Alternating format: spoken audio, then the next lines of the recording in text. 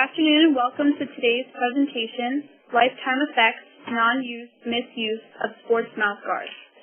Before we begin our presentation today, I would like to take a few moments to go over some housekeeping items.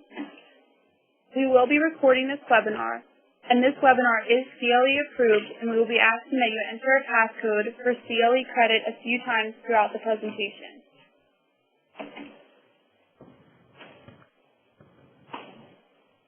In today's webinar, Dr. Rosenblatt will discuss how sports injuries differ as a result of custom-fit mouthguards, how injuries can have structural impact and lifetime effects, pros and cons of various mouthguards, and concussions. To give you a little background about our presenter, Barry Rosenblatt, he received his BS in Materials Science Engineering from the NYU School of Engineering. He graduated from Tufts School of Dental Medicine in 1975. Dr. Rosenblatt has a master's degree in education from the University of Southern California. He worked as a dental corps officer for the U.S. Army for more than 20 years.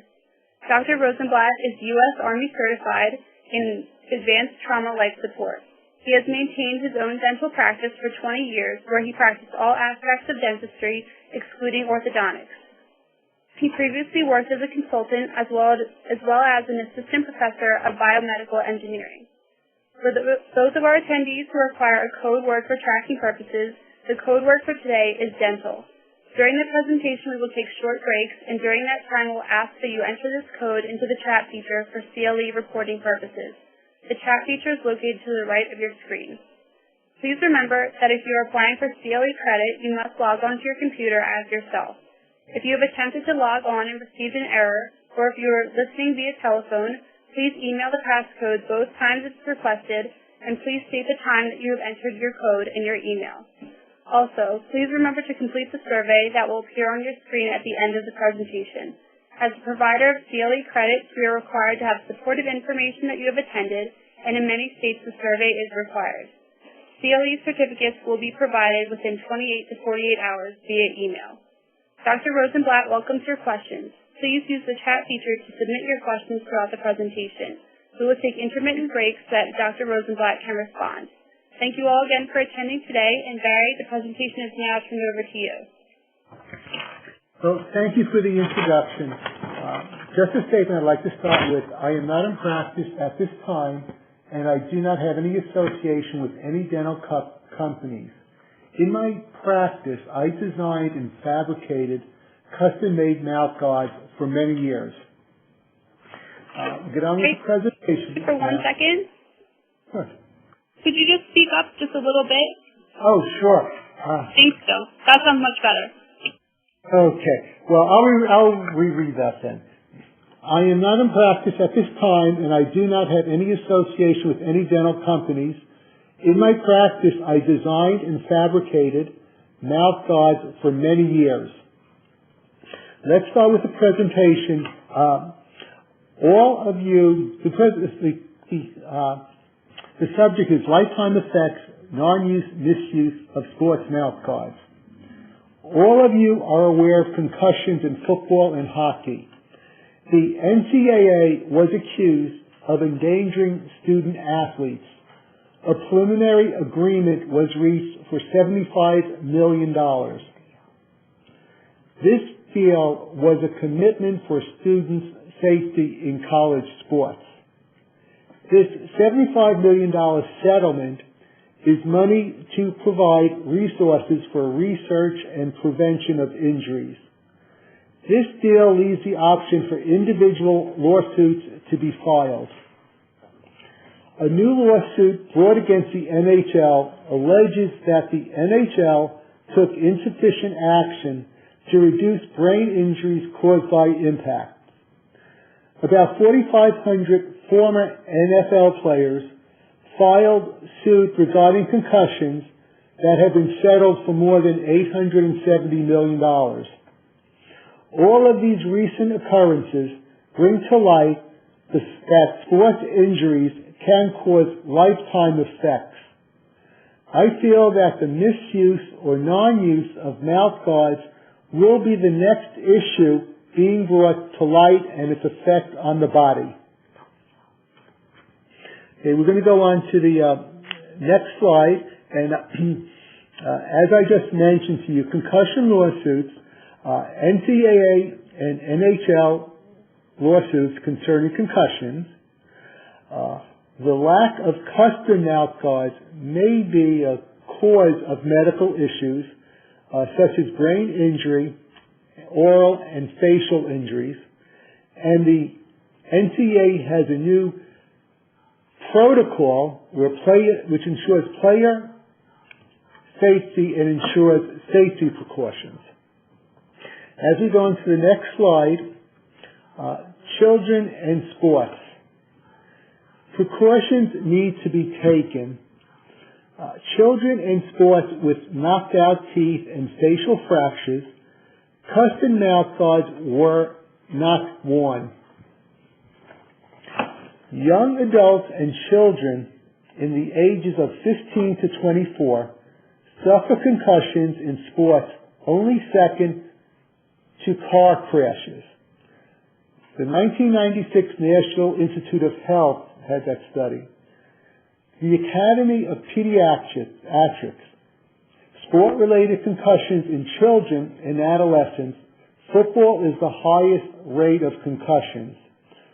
Girls have higher concussion rates than boys in similar sports.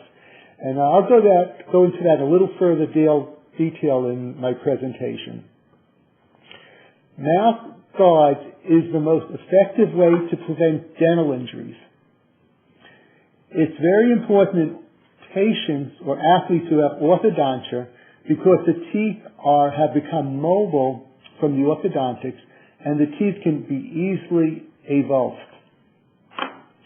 Traumatic brain injury is common in contact sports and can be catastrophic. A developing brain is more susceptible to injury. An injury of similar magnitude will have a greater impact on a 12-year-old than a 28-year-old. There's research being done at the Mayo Clinic in Scottsdale that is attempting to do clinical imaging with serum biomarkers to evaluate traumatic brain injury. Now, as we go on to the next slide, we're going to talk about some of the requirements, and I'll just state these and I'll go into a little more detail. Mouth guard requirements. The National Federation of State High School Associations mandate mouth guards in football, field hockey, lacrosse, and wrestling. The NCAA mandates mouth guards in college football, ice hockey, field hockey, and lacrosse. It specifically does not state that custom mouth guards are mandated. However, I do want to read you from the publication of the May-June issue of General Dentistry. Mouth guards have been included in the National Federation of State High School Associations mandatory equipment rules for football since 1962. The National Collegiate Association, the NCAA, adopted this rule in 1973. And I'm going to read the rule because it's very significant in this situation. The rule's been around since 1962 and 73. A tooth and mouth protector, intraoral, which shall include an occlusal protecting biting surface and a labial protecting supporting structure, covers the posterior teeth with adequate thickness. It is recommended that the protector be properly fitted. And when I think of properly fitted, I think of a custom mouth guard. Constructed from a model made from an impression of the individual's teeth, constructed and fitted to the individual by impressing the teeth into the tooth and mouth protector.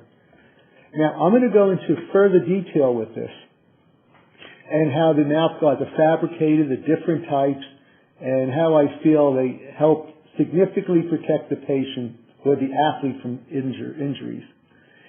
In 2000, a survey of mouth guard usage from 17 NCAA Division III football teams, one team, 65 players, reported 11 concussions, 10 of which were suffered by players wearing cut-off mouth guards that had no posterior occlusal support. And so going on to the next example, case number 1, this states no mouth guard, no defense. This is from the British Association of Advisors and Lecturers in Physical Education. This was published in 2004.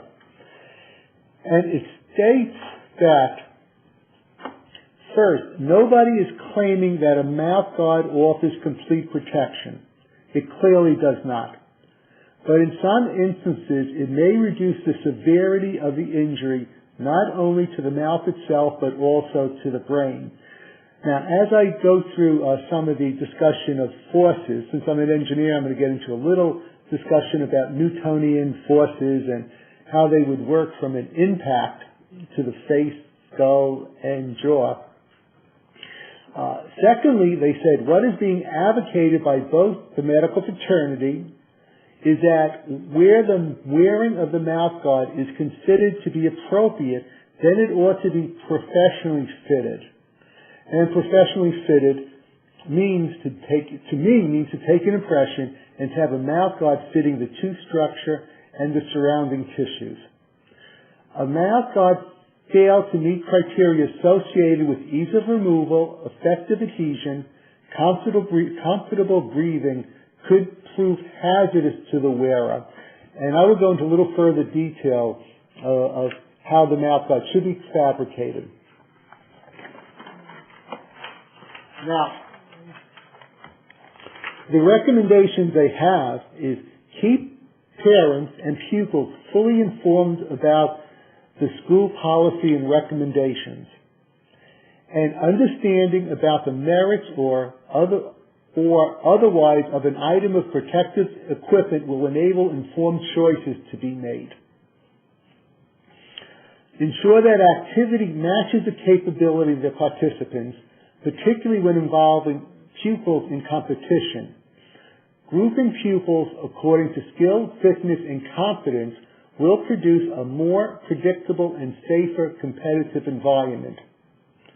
Modify the activity where necessary in terms of rules and available equipment to reduce the risk of an injury to an acceptable level. It is to be accepted that seeking to eliminate risk altogether is neither practical nor desirable. Undertake a risk assessment of the activity in order to inform your decision making about the issues above. So, in this, they're stating what the responsibilities are, and this was from a headmasters conference. It seeks to make an unequivocal case from both legal and personal protection perspectives for the wearing of mouth guards for sport activities such as hockey, rugby, lacrosse sports in which there may be injury to the mouth through physical contact with another player or an implement. Its conclusion is that the wearing of mouth guards should be mandatory. So we'll go into a lot more detail about why I think mouth guards will save a lot of patients or athletes a lot of grief. The next thing I want to discuss is Berman versus Philadelphia Board of Education. This was done a long time ago, 1981. An 11-year-old boy hit in the mouth by a hockey stick blade. And I'll read this to you, and then I will discuss my personal experience in something like this. In this case, an 11-year-old boy was hit in the mouth by a hockey stick blade during an after-school hockey league, which was organized by the school gym master. The judgment in this case was $85,000. The critical part of this case was there was no rule in place for the players to wear mouth protection. It was determined part of this case was that there was no rule in place for I just read that, to wear mouth protection, sorry. It was determined that the absence of a rule or regulation requiring mouth guards did not discharge the school board from its duty to exercise reasonable care, especially when minor children required protection. What to be done is fixed by a standard of reasonable prudence, which is especially complied with or not. Now, I was going to mention a personal situation that I had. A young man was hit in his mouth by an end of a stick, and this was during field hockey. And all his 6 of his lower anterior teeth and 4 of his maxillary teeth, top teeth, were knocked out, and he also had fractures of his palate, of his nose, and surrounding areas. To restore that was extraordinarily difficult. However, I feel that that situation could have been avoided with a mouth guard. Case example number 3. The Lancashire-Burnley County Court, Boil and Bite mouth guards. Now, the Boil and Bite mouth guards, I will go into a lot of detail of their usage and why they may not be appropriate. This is a case in England. Boil and Bite mouth guards can cost as little as a pence and may be reboiled and refitted as the pupil grows, and certainly provide better protection than no mouth guard. Individually fitted mouth guards provide the best protection as they are thicker and spread the force of the blow more widely. Schools may establish mandatory or advisory policies on the wearing of mouth guards. In either instance, parents should be fully informed of the implications. It falls to the adult in charge of an activity to ensure that the situation remains safe for those taking part. Where mandatory, allowing pupils to participate without a mouth guard is in breach of policy. Where advisory, it remains the responsibility of the adult in charge to ensure their activity is safe and that the likelihood of injury is minimal for pupils without mouth guards. Mandatory requirements to wear mouth guards are governed by national governing bodies. Each school should have a written policy, which I like to call a standard operating procedure since I was in the military a long time, about the use of mouth guards and should ensure that it applied consistently. So that's the last case that I'm going to discuss. We'll get into some very interesting topics around this in a little while, but I just wanted to read those so you'll have a handle of some of the issues and concerns. The American Association of Orthodontists study, 70% of parents said their greatest fear is their child getting hurt by playing organized sports. 67% of these children do not wear mouth guards.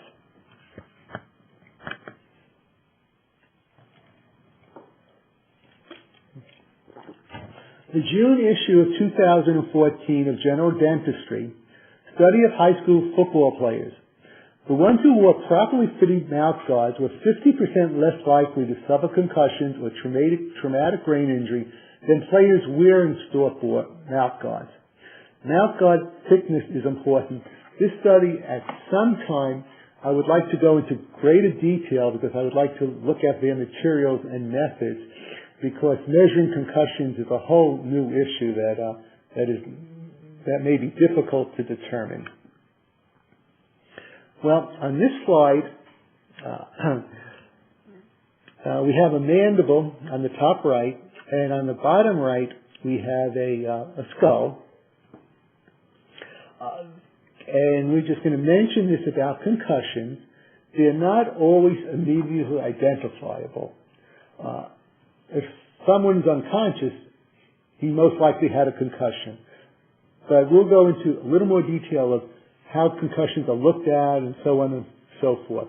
But the study in the July 2014 Journal of Neurotrauma, single season of football or high school contact can cause significant brain damage, even if players do not suffer from concussions or show signs of concussion. If you look at the slide on the bottom right, and let's see, I'm trying to point to it. There it is. You can see the fracture of the mandible. And I just want you to think about this. The force that must be delivered to the face to have this type of fracture. And then on the top slide, you have a mandible. And in the mandible is a two-hinged bone.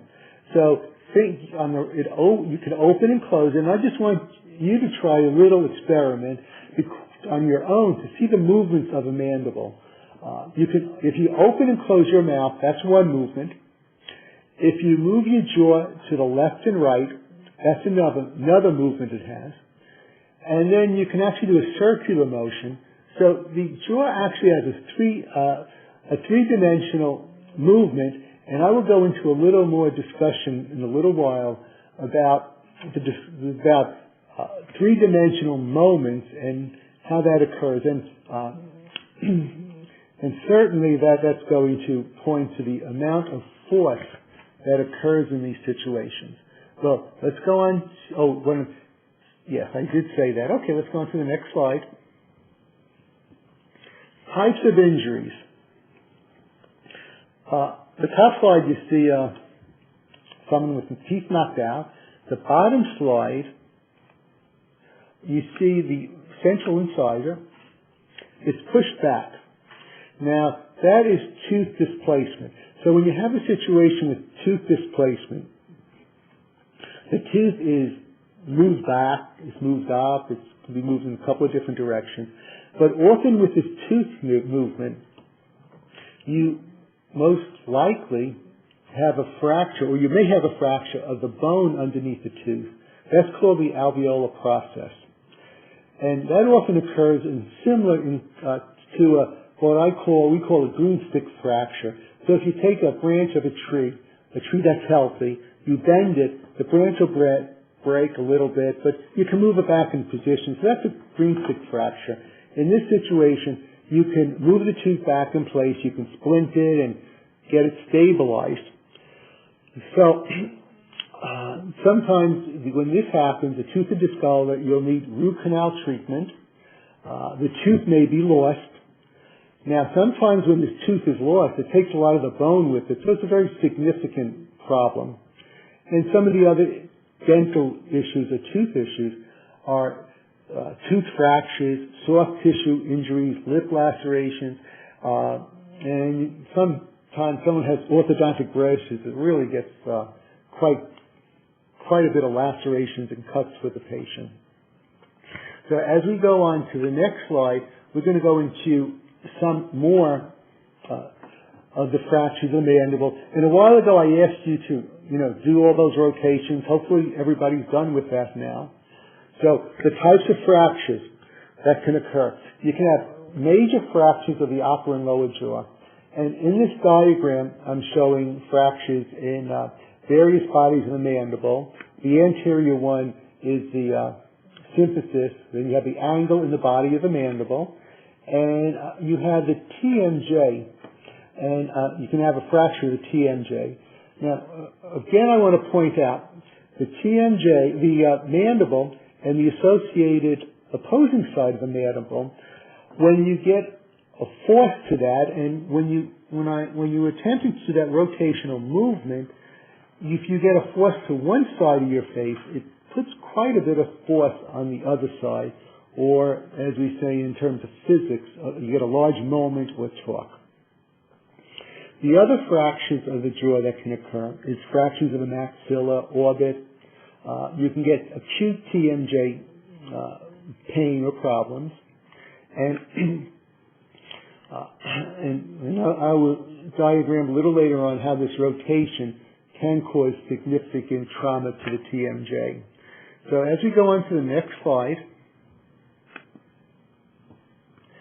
Oh, great. Okay, let me just take a break for a moment, and if you have any questions, now's the time to ask them. I'll take a quick drink of water while you're doing that. Okay, before we begin the question and answer segment, could all the attendees please type the passcode into the chat feature? Okay, our first question is, what is the typical cost of a high-quality custom mouth guard? That's an excellent question. I think it depends if someone is having one mouth guard done or if it's being done for a team. So I was speaking to one of my friends who played Division II football, and what was done with that team was the students were, actually this was a high school team, the students all had impressions done, and they were sent to a lab to develop mouth guards. So when you're doing maybe 100 or so, it's a lot less. When you do an individual mouth guard for somebody, it's more costly. I would think the fee would be around $300. And again, you have to weigh the cost of the mouth guard against some of these significant issues of trauma. Okay? Okay, our next question is there a source of information to find research on concussions and mouth guards?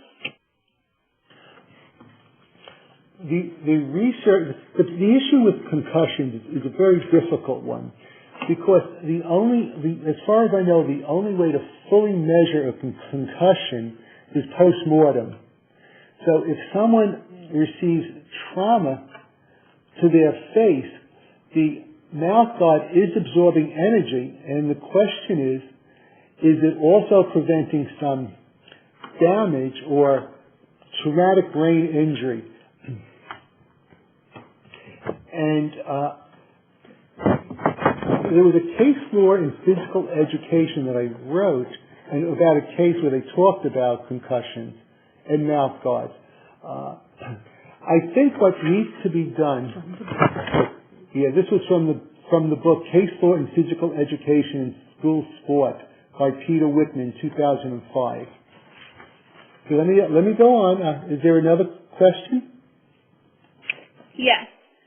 What was the technical dental or anatomical region which remained vulnerable with a simple boil and bite mouth guard? Can you please repeat that again? I'm sorry. What was the technical dental anatomical region which remained vulnerable with a simple boil and bite mouth guard? Yes. Stating briefly, it's surface area coverage, and I will go into a considerably more detail of that issue in the second half of my presentation. Okay, and how common is dental insurance covering fitted mouth guards? That's a very good question. The coverage, when I treated military personnel when I was in my private practice, it was covered. Many insurance companies do not cover it, and I think that's an issue that needs to be addressed. Okay, and can a concussion occur even if the athlete was wearing a custom-fit mouth guard?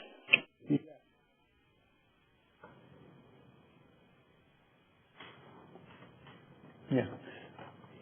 And I'll go into further detail about some of the kinetics of all the energy being delivered, and it'll become a little more self-explanatory when I do that. Are there any other questions? Is there a penalty in the NCAA football for not wearing a mouth guard? Well, that's a really excellent question. Yes, there is a penalty for not wearing a mouth guard. It's not, from what I've read, it's not necessarily enforced. However, if you're wearing a mouth guard in the NCAA, it has to be colored. It can't be a clear mouth guard, so it can be seen. Okay, do you see more schools requiring mouth guards in their athletic programs? I think a lot of schools do right now, because what I read earlier was the High School Association does mandate mouth guards in its rules. Is there a penalty in NFL football for not wearing a mouth guard? No. As far as I know, there is no requirement whatsoever to wear to wear mouth guards in the NFL, and that's an issue that some of the players may not have enough information about to make an informed decision of whether to wear it or not wear it. And in my further discussion, when I bring up some of the physics of trauma to the face, it'll become more apparent why people need to be informed about the possibility or the need to try to reduce some of the forces or the kinetic energy being distributed through the face. Do you think mouth guards should be required in high school basketball and beyond? Yes. And that's with my personal experience of some of the injuries I've seen over the years. So, patients came to me with their injuries, so that's the stuff that I had seen over my years in practice. Okay, and do you think the lawsuits within the NCAA will have any future relationship to use or non-use of mouth guards? Let's see. Can you repeat that again? I'm sorry. Sure. Do you think the lawsuits within the NCAA will have any future relationship to use or non-use of mouth guards?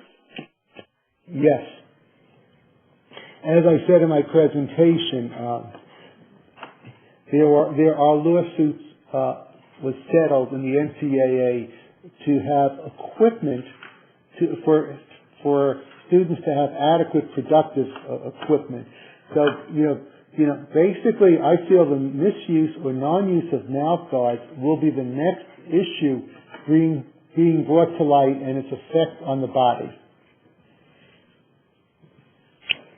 Okay, our next question is it possible for a child in sports to have an injury not apparent to parents or coaches? Yes. Yes, it is. And I'm going to get into a little more detail about that as I go on. And if I don't answer these questions in good form, adequately, just let me know, and we can certainly discuss them. Okay. And do you believe that penalties should be enacted for mouth guard non-use in high school athletics? If so, what type of penalty would you recommend? Whoa, that's a good question. Well, mouth guards are mandated in high school. According to what I mentioned earlier, part of the mouth guard rule. As far as the penalty, I do know what the penalty is for not wearing a mouth guard. What would you recommend then as a penalty? Wow, geez. Well, typical penalties are 5 to 15 yards, and I think maybe a 5-yard with a warning, and then if it isn't done, you get a 15-yard, just like if some of the players are standing on the field during plays. But the decisions for this should be made by sports institutions. My area of expertise is the distribution of kinetic energy delivered to the face and how mouth guards can reduce that kinetic energy. And the concern is the coaches or the trainers need to enforce these rules too. Okay, those are all the questions we have for now, so please continue with the presentation. Some of those were really excellent questions. Let's see. Okay. Detection of concussions and brain injuries. As we look at the slides on the right and the left, on the right side, part of the skull was removed, and you can see where the brain sits in the skull. The brain is surrounded by cerebral spinal fluid, and the brain can float, or I don't know if I'm using the correct word, but the brain is sitting or in that area, and if the brain moves, it has fluid that will help it move a little bit, so it's not necessarily locked in. Now, and then on the slide on the left side is the skull. And the diagram of this is really good because you can see the mandible and how it sits in the jaw, how close it's really sitting to the cranium of the skull. So, and it sits in the TMJ of the glenoid fossa, which is in the temporal bone of the head. Now, the detection of concussions. This is a really very difficult issue. Detection of concussions, there's some diagnostic equipment, which is a CT scan and the MRI. Some of the newer technology is diffusion tensor imaging that's being looked at St. Louis University School of Medicine.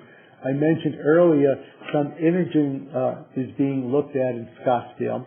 And basically what they're looking is electrical and chemical changes in the brain. Now, the thing about this is the only way that that you can diagnose a concussion, I have to say this very carefully because there are a lot of ways concussions to be looked at, but I like to look at it in a quantitative way. So in order to evaluate a concussion, it can be done post-mortem, where you can see areas that have received traumatic brain injury. The other way concussions are looked at, and these are qualitative and possibly quantitative to some degree, but they're basically qualitative and not quantitative. There are 10 billion brain cells in the average person's brain, and can we diagnose if a percentage of those have received injury from a blow? Well, concussions are being evaluated currently by several different ways. One obvious way is loss of consciousness. Now, you don't necessarily have to be unconscious or loss of consciousness to suffer a concussion. Some of the other signs of concussions are headache, dizziness, ringing in the ears, nausea, vomiting, personality changes, anger, depression, sleeping disorders, decrease of cognitive skills, loss of concentration, balance problems, and suicidal thoughts.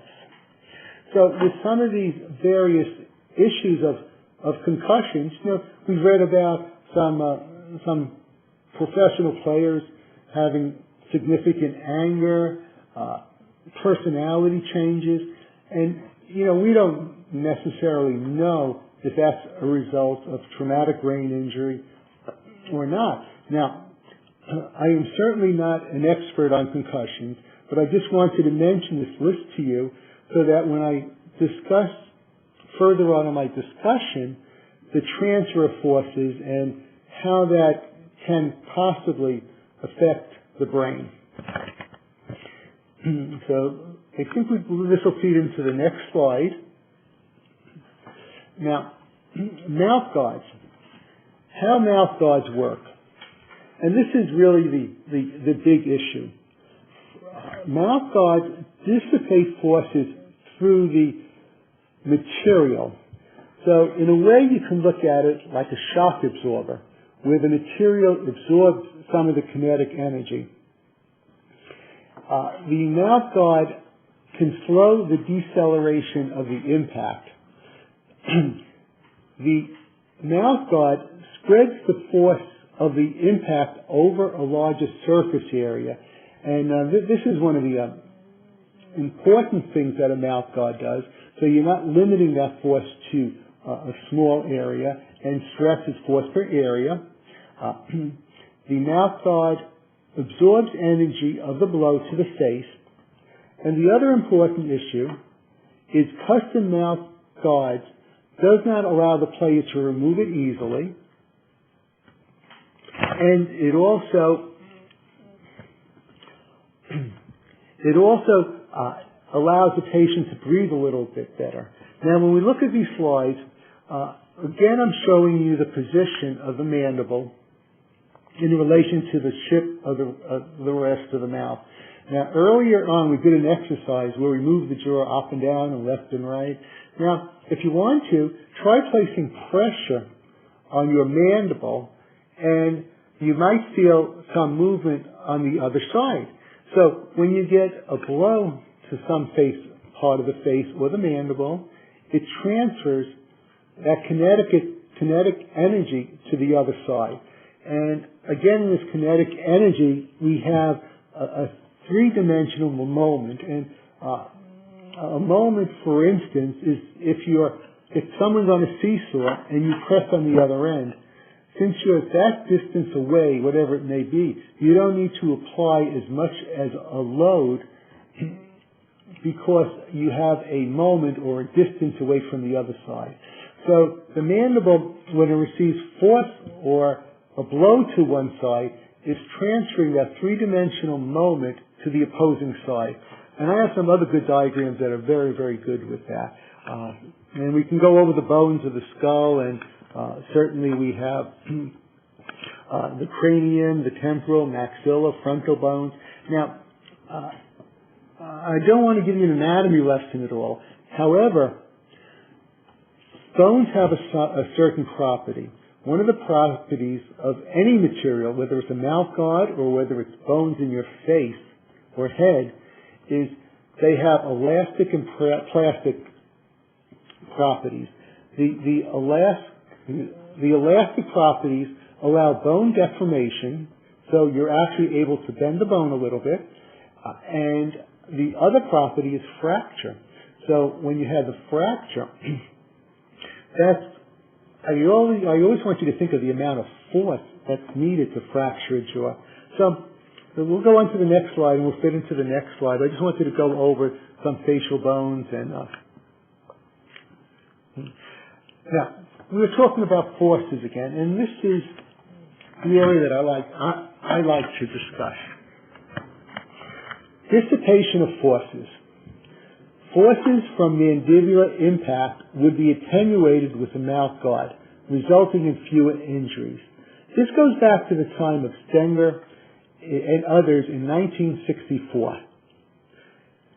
The other one I'm putting in with is mouth protectors reduced pressure changes and bone deformation within the skull in cadaver models.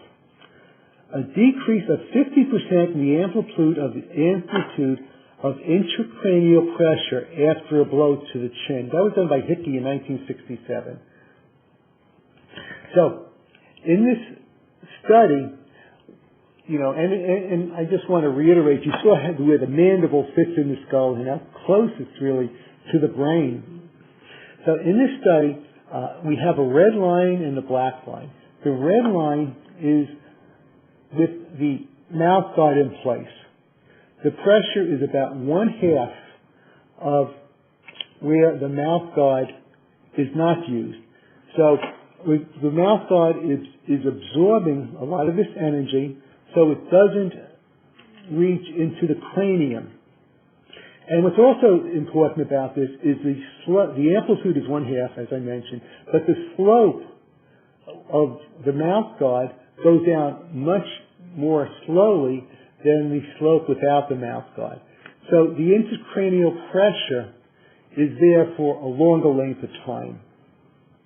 So we're going to talk a little more about forces, and we'll go on to the next slide. Now, the mouth guard creates spacing between the jaw and the skull.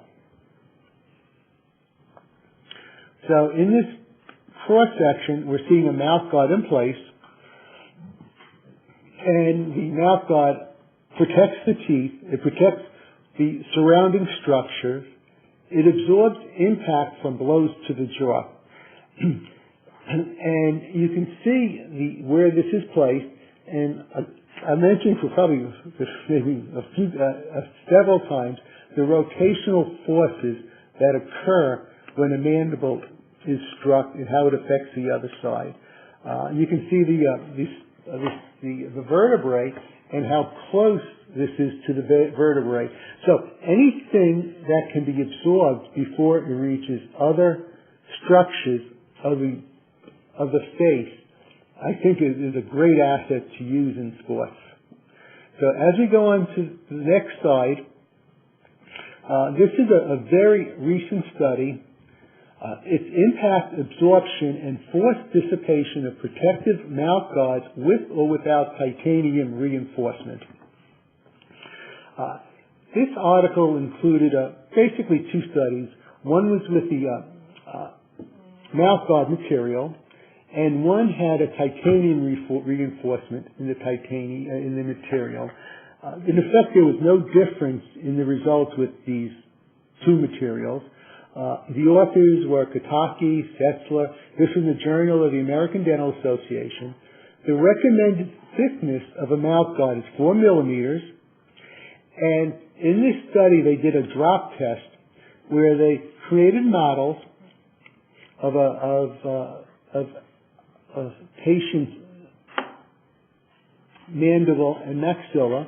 They dropped a load onto these models, and it was incredible. It looked to me like it was that 78% of the energy was actually absorbed by the mouth guard. So wherever energy can be absorbed by a mouth guard, is a wonderful situation to be able to create less trauma. The Newtonian physics, energy has to go somewhere, and when this energy goes somewhere, let's let it go to the mouth guard. Okay, as we go into the next slide, we're going to briefly talk, and someone asked me earlier about bite and boil mouth guards, and I'll go into that and the differences between that and custom-made mouth guards. One type of mouth guard is over-the-counter. It's inexpensive. One size fits all, or there may be a general sizing of small, medium, and large. The other type of mouth guard is rubber. It's bulky and does not adapt to the mouth. The last type of mouth guard is the bite and boil. This is heated and placed in the mouth. Tissue and tooth coverage is not adequate and even. And as I go through the custom-made mouth guards, I'll point out to some of the differences that I feel occur with the bite and boil versus custom-made mouth guards. Now, in this mouth guard, this is translucent in these custom-made mouth guards. The one I'm showing you is translucent. And again, these needs to be, for instance, the NCAA, they wanted a colored mouth guard so it can be seen. But to show you how these mouth guards protect the tissue, I have a translucent. So the way these are made, an impression is taken of the patient's mouth, a maxillary impression or impression of the top jaw in this situation. We have a lower model taken, and the lower model imprints into the mouth guard, and by doing that, it helps also stabilize it. So we fabricate a plastic model. This material is resilient, it's flexible, and it's overlaid with several layers of material. It can be detailed specifically for individual needs, as far as absorbencies, thickness, and color. And the surface area of coverage, if you take a look at that, if you look at, let's see, we're pointing to the flange area. Now, we're getting quite high into the flange area. That's pretty much approximating the roots of your teeth. So this mouth guard is covering a larger surface area than, for instance, the bite or boil, because unless the athlete that's placing this custom-made, the bite and boil in their mouth, has the ability to go ahead and adapt to this area, you're not going to get adequate coverage. And as far as, when I made these, I would have an impression and I would do a technique called border molding, where it actually takes a material to cover this area. Now, if you look at the anterior tooth, the central incisor, you can see where it's covering the incisal edge, but you have the coverage going from the incisal edge all the way up to the root of the tooth. That distance helps protect the tooth because you don't have as large a moment in that area. So as we go on to the next slide, I'm going to show you a view of a custom-made mouth guard. The left side are mouth guards that get chewed up in games and so on. So the custom-made mouth guards are not easily chewed. They're not easily removed, and they stay in place with a property called surface tension. So, for instance, if you take two glass slides and you place a drop of water between them and you put these glass sides together, it's very difficult to remove them. So the term that we use in physics is surface tension. So this surface tension helps the mouth guard stay in place. As you look at the parts of the mouth guard, this was the flange I was talking about. So you're getting the surface area covering quite a ways up the gum tissue or in the vestibule of the anterior part of the mouth. And forces get absorbed and they get transferred over a much larger area, which helps reduce the impact or the kinetic energy to the other parts of the mouth. The custom mouth guards are fitted. Patients find them very comfortable. Patients are able to breathe with them. And the other very important issue in my mind is they're not dislodged during impact. So by having this surface tension and adhesion, often players will get a primary impact and they'll get a secondary impact. Well, if the mouth guard is dislodged, it's not absorbing any of the energy from the second impact. So let's go on to the next slide. If you look at this list of different sports, and football is the number one sport that where you have the most concussions. The other sport I want you to think about, but what do you think is the second sport with concussions? And I'll ask, when I'm done with this, I'll just tell you what it is, but that's something that was a little surprising to me. As you go through this list of sports, there are several sports here that I've had to deal with and take care of over the years. And someone asked me about basketball. Well, basketball is certainly a sport that you should have a mouth guard, and I can think of all the injuries I've taken care of with that. The other thing, the other sports would include, for instance, boxing is obvious, football is obvious, field hockey is certainly obvious. You get a stick in your mouth, ice hockey, and as we go down the list, we see racquetball. Well, people have gotten smacked in their face with that. The one sport that you look at, say, oh, this is not a big deal, bicycling.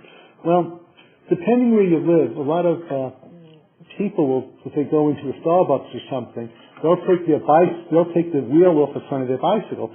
So I had one of my patients do that. Well, he didn't put it on right. He went over the front of the bike, hit his face on the concrete, and I'm not going to go into what happened to him, but it was a mess. So that was the other thing that sometimes you'll see things. Equestrian sports is another one. One of my patients was actually taking their horse away, and the horse kicked them in their mouth, knocked out all their lower teeth, and fractured their jaw, and created a difficult restorative situation. One area I do want to mention with this, as I haven't mentioned earlier, a lot of patients have some significant crown and bridge and implants. These should also be looked at to be protected because they do fracture and they do break. So a mouth guard would be very, very good in that. Another sport is handball, where people get hit in their face. But as you go through this list, many of these sports I've taken care of with injuries. Another one is martial arts, rugby, of course. All these should have mouth guards. Now, I did ask you a little earlier on, what sport do you think is second in concussions? That is women's soccer. And that's certainly an interesting area. I think that women tend to be more aware of having a concussion, and they will report, or I should say, there are signs of a concussion, and they should report that, and they're more willing to report that. A lot of other males may not want to be taken out of the game, so they're not going to really say, gee, I felt dizzy or I felt nauseous. So that's one of the reasons. And also soccer is a sport. There's a lot of, the term is heading, where the soccer players are using their head to hit that ball, and that may result in some other issues. And some of the other sports, of course, well, skydiving is obvious. Rugby is very obvious. And if you go through some of the journals, you'll see some of the necessity for these mouth guards in other countries such as Australia or New Zealand. So, let me go on to the next slide because I want to make sure I get all this done today. Now, this is an excellent look at the mandible and the TMJ. Now, I had you do the exercise of moving your jaw left and right, up and down, rotating it and all that. So anyway, this is a diagram. If you look at the left side, we're looking at the TMJ. And we're pointing to an area where there is, maybe a millimeter space or so, maybe a little more, and that's where cartilage is. And if we go to the other side, go to the other slide, you can see the space here with the mouth guard in place. So the mouth guard opens up this space by a couple of millimeters, and when you're looking at this, you get a blow to the mandible. It's going to create a rotational movement to the opposing side. Now, if you want to, again, just practice this yourself, imagine having a mouth guard in place where your teeth are separated. And if your teeth are separated, you have much less limited movement to the opposing side. And I feel that greatly protects the structure, the bones of the head. Let's see, let's go on to the next slide. Custom mouth guard usage. Athletic programs do not evaluate or distinguish the different types of mouth guards. They often allow the player to decide on the mouth guard. Some schools require usage. They don't necessarily require a custom mouth guard. However, the ones that are responsible, who I feel should be making these student athletes aware of it. Excuse me one second. The ones that should make them aware of these problems, either through informed consent or some educational way, or through their standard operating procedures in these sports, are the athletic trainers, coaches, physicians, parents, and the general public, and I guess I should include a dentist in this. Now, as we look at this list, the ones that have the most access to these students as a large group are either the athletic trainers and the coaches, and I feel they should be giving the information out to show how certain mouth guards work differently and how mouth guards may protect against trauma, and also how mouth guards absorb energy. And that's really the most important thing I'm trying to emphasize here. Mouth guards absorb energy, and I went through some of the studies. I went through the material of how a mouth guard is made, how the volume of the mouth guard is increased when it covers all the tissues, and that information, I think, should be estimated to the general public. So let's go on. Let's see where the next slide takes us. Custom mouth guard usage, professional sports. Encouraged use of mouth guards. They don't always require custom-made mouth guards. I'm not even sure if they require mouth guards in a lot of professional sports. But however, I think the athlete, whether it's a student athlete or a professional athlete, should be given the information that I've given you in regards to how the forces are reduced to the face, the cranium, and so on. So we're going to be finishing up in just a moment because my hour is just about. In conclusion, custom mouth guards can greatly reduce oral and facial traumas. They may reduce traumatic brain injuries. And I feel that as we get more able to measure small areas of traumatic brain injuries, we may find more of them. Any athlete is at risk if their sports program does not recommend usage. So, in conclusion, I discussed concussion lawsuits within the NFL, the NHL. I discussed the rules of the National Federation of State High School Associations, their mandates for mouth guards in football, field hockey, lacrosse, and wrestling, their recommendation of impressions of the teeth. The NCAA made mouth guards mandatory in college football and ice hockey and field hockey. 67% of athletes do not wear mouth guards. The parents' greatest fear is of their child getting hurt. Concussions are not always apparent. Dissipation of forces on the cranium with custom mouth guards may decrease by 50%. And in the other study that I mentioned to you, 78% of kinetic energy is absorbed by mouth guards. And that's about the conclusion of my presentation. We have a few minutes to entertain any questions. So let's go from there. Thanks for listening, and I hope this is very informative for all of you.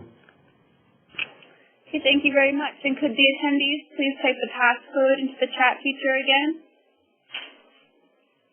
Our first question is, can you get a custom mouth guard from someone other than an orthodontist or a dentist? Well, that's another very good question. I know some schools may have a dentist at the school that's taking impressions, and then they're sent to a laboratory to be fabricated. I do not know in what states it might be legal for, let's say, a dental assistant to take an impression.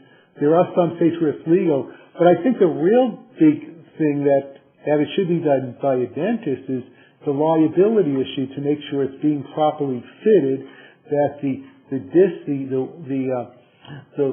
occlusal height of this mouth guard is made in a certain way.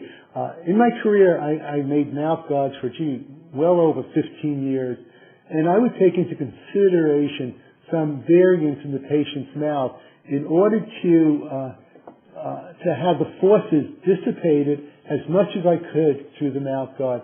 So, in answer to that, I would say I would recommend that a dentist do the impressions and fit the mouth guard. That's what I did, at least. Okay, and can you tell by looking at a mouth guard whether it is a boil and bite or a custom one, and can a layperson make that distinction? Absolutely. A custom mouth guard will be quite apparent that it's fitting the soft tissues of the mouth. And one of the things I pointed out earlier was the flange of the mouth guard, how it can go considerable distance into the vestibule of the patient's mouth. With a bite and boil, I would have a very hard time, if I did a bite and boil of myself, to be able to manipulate the material to cover as much surface area as I would like to. Now, the question is the other part of the question, is it apparent to the layperson?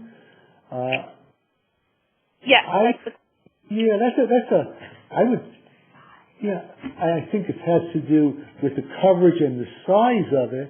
So I would think as a lay person, saw a custom-made mouth guard and saw a bite and boil, they would know that the differences immediately. It's just the bite and boil, the custom-made can cover a larger surface area.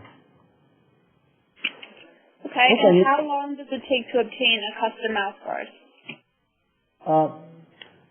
Well, you have your appointment, you do initial impressions at that appointment, you send it to a laboratory, and usually you can be back within 2, 3, 4 days. Unless they're like me and they made them themselves, so then I got them back much quicker, of course. And about how long do custom mouth guards last?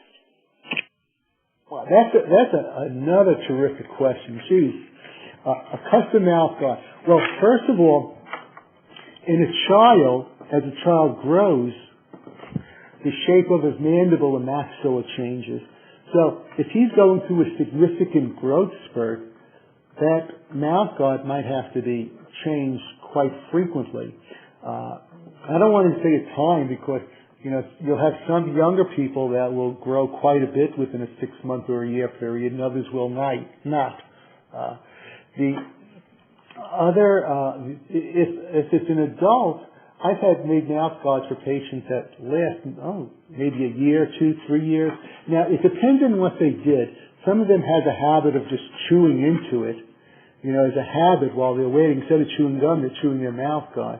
So, if they're doing that habit, obviously it won't last as long.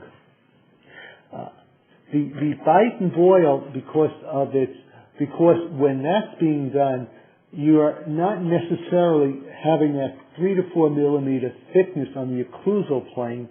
So because of that, and you're biting into it, it may be much thinner in that area, and it may deteriorate much faster. Okay, thank you, Barry. Those are all the questions we have.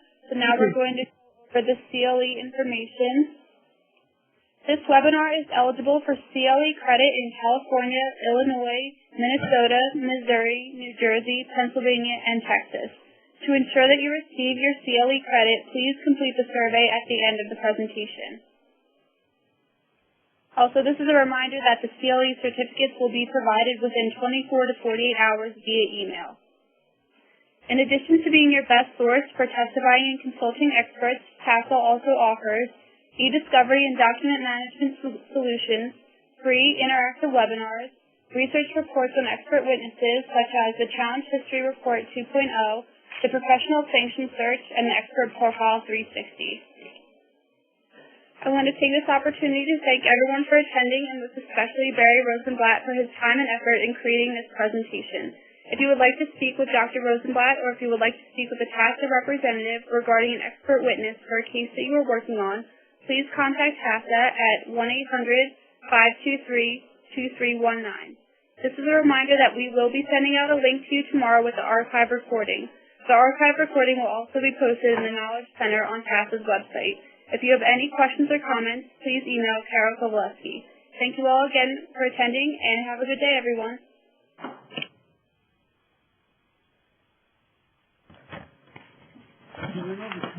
Yeah, thank you. She'll call you back.